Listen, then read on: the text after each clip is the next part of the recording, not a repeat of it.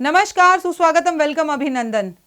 नंद के आनंद भयो जय कन्हैया लाल की, हाथी घोड़ा पाल की जय कन्हैया लाल की। हाँ हाँ, मुझे पता है आज कृष्ण जी का जन्मदिन नहीं है, लेकिन कृष्ण का जन्म ही नहीं होता तो कुदरत का जन्म कैसे होता, गायों की रक्षा कैसे होती, आप और हम मिलकर गोवर्धन कैसे पूछते।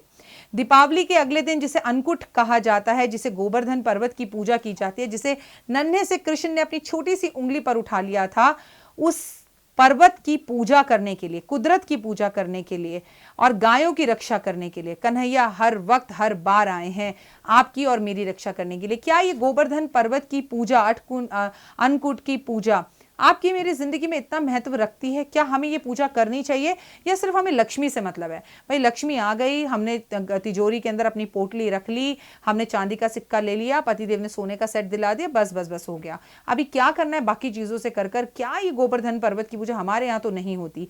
अगर आपके यहाँ ये पूजा नहीं भी होती तो भी आपको इस बार ये पूजा करनी चाहिए। नमस्कार, सुस्वागतम, वेलकम, अभिनंदन। मैं हूं डॉक्टर वाय राखी। इस वक्त आप अपना और मेरा दोनों का यूट्यूब चैनल देख रहे हैं।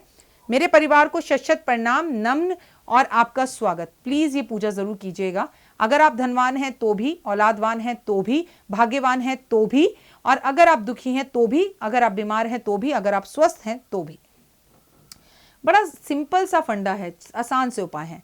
गाय और गोबर की पूजा की जाती है। गाय के गोबर को गोवर्धन पर्वत बनाया जाता है और उस पर्वत से पूजा की जाती है, भगवान की आराधना अर्चना की जाती है, भगवान को कड़ी चावल का भोग लगाया जाता है, अन्न को कूट कूट कर भोजन बनाया जाता है। गोवर्धन पर्वत की परिक्रमा करने के लिए लाखों लोग वृंदावन, मथुरा वृंदावन जाते हैं। लोग इस दिन पशुओं की पूजा करते हैं, लोग इस दिन कुदरत की पूजा करते हैं, लोग इस दिन पेड़ पौधों की पूजा करते हैं, लोग इस दिन पशुओं को सजाते हैं, उनके ऊपर दुशाला उड़ाते हैं, उन पर चुन्नी उड़ाते हैं, गायों की सेवा होती है, लोग गाय को गले लगाते हैं। इस दिन लोग गाय की, पशु की, उनके पैर धुलाते हैं गायों की। लोग गाय की मिट्टी की गाय के पैर की मिट्टी लेकर थोड़ी सी उसे अपने घर की तिजोरी में रखते हैं, लोग इसे अपने ऑफिस में रखते हैं, लोग गाय दान करते हैं, लोग गोवर्धन पर्वत जाते हैं। मैं भी गोवर्धन पर्वत की पूजा करती हूँ। हमारे सोसाइटी में मंदिर के सामने गोवर्धन पर्वत बनता है, बड़ा सुंदर बनता है, कौड़ियों से उनकी आंखें बनाई जाती हैं, उसमें मैं झंडा लगाती हूँ, खील पतासे, दूध, कड़ी चावल सब कुछ बनता है हमारे घर में। अन्नकूट का भोजन बनाया जाता है, गायों को श्रृंगार किया जाता है, आप खुद सस्ते संवरते हैं। शुक्ल पक्ष की प्रतिप्रदा गोवर्धन उत्सव के नाम से बनाई जाती है। इसे राजा बलि उत्सव भी कहा जाता है।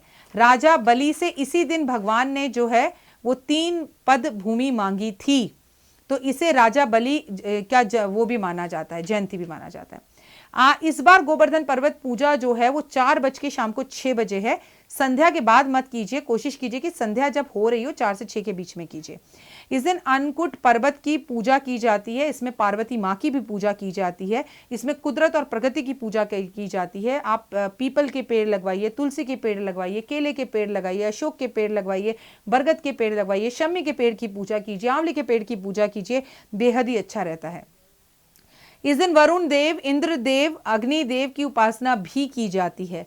भगवान श्री कृष्ण की पूजा विशेषकर की जाती है। इस दिन घर में अलग अलग तरह की मिठाइयां बनती हैं। लोग भगवान को मोरपंख, बांसुरी अर्पण करते हैं। लोग भगवान को मक्खन मिश्री का भोग लगाते हैं। घर के मुख्य दरवाजे पर लोग इस दिन गोबर से स्वास्तिक बनाते हैं, लेकिन जिन लोगों को गोबर को टच करने में तकलीफ होती है उन्हें ये कोई उपाय नहीं करना चाहिए।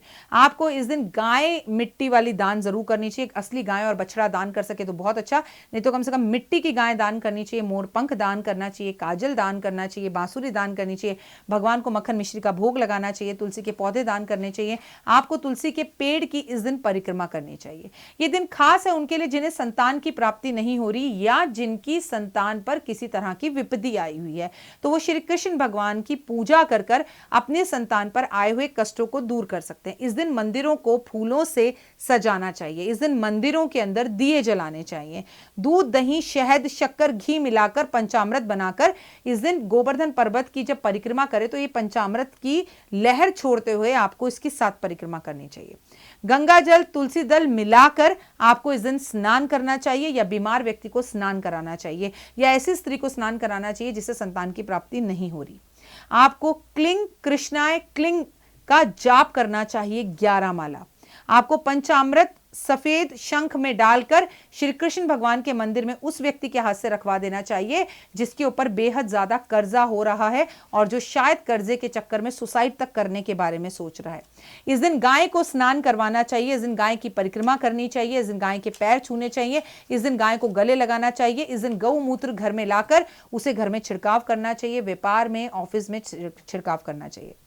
इस दिन आपके लिए बहुत अच्छा है गाय को अपने गले लगाकर अपने मन की बात गाय को कहना।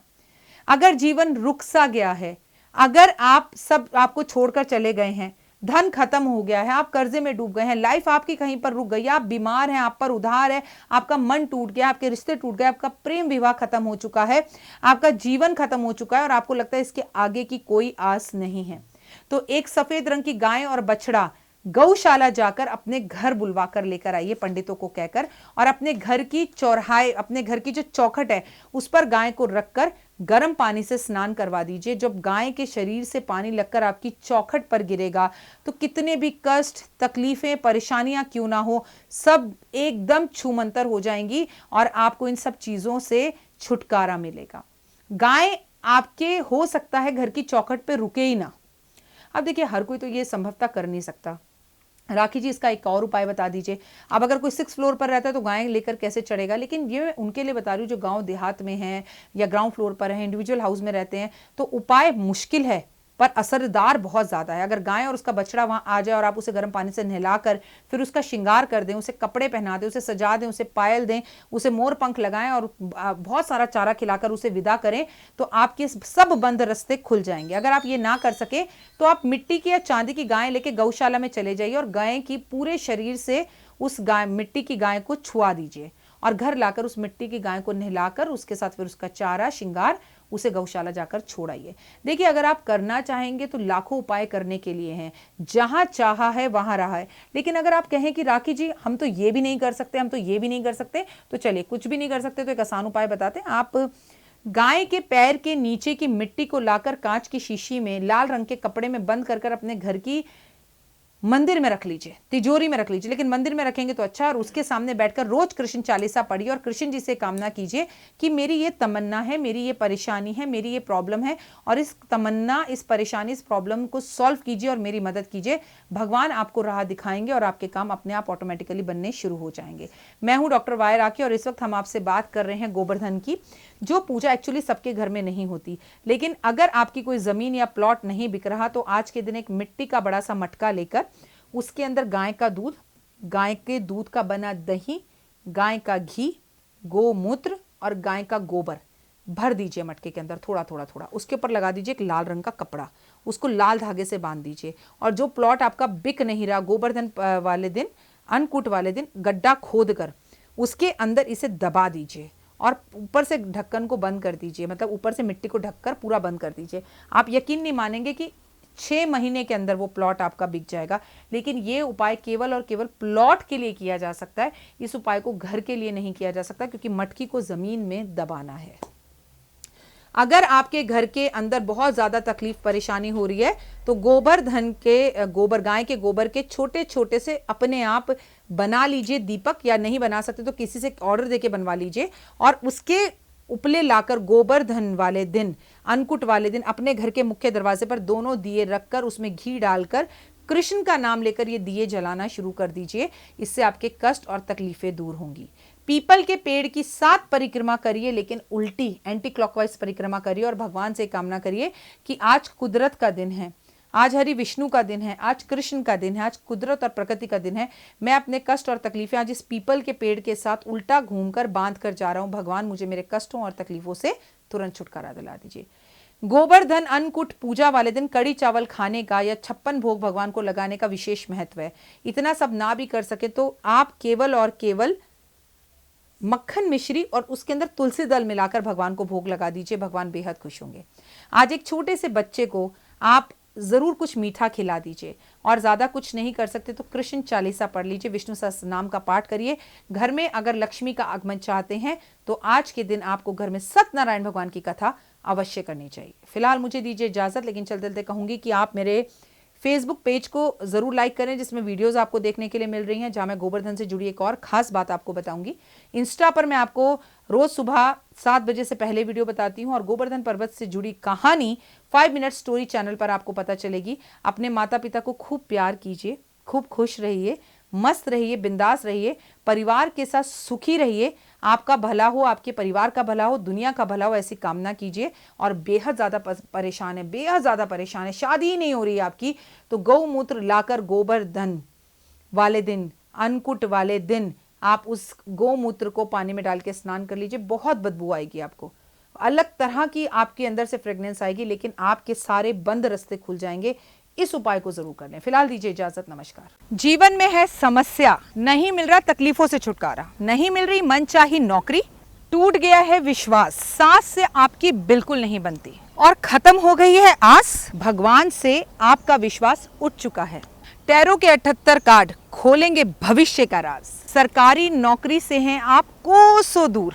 कुंडली जगाएगी कुंडली जागरण, कुंडली बताएगी आपका भविष्य। ऊपर से ये जादुई हवाएं, ऊपरी हवाएं, जादू टोना तंत्र विद्याएं, पति पत्नी और वो, करना होगा खुद पर विश्वास। दीजिए मुझे भी एक मौका, अपनी कुंडली दिखाइए, टैरो कराइए, लेकिन अपनी जिंदगी को जल्द बदलवाइए। मैं हूं डॉक्टर वाई राखी।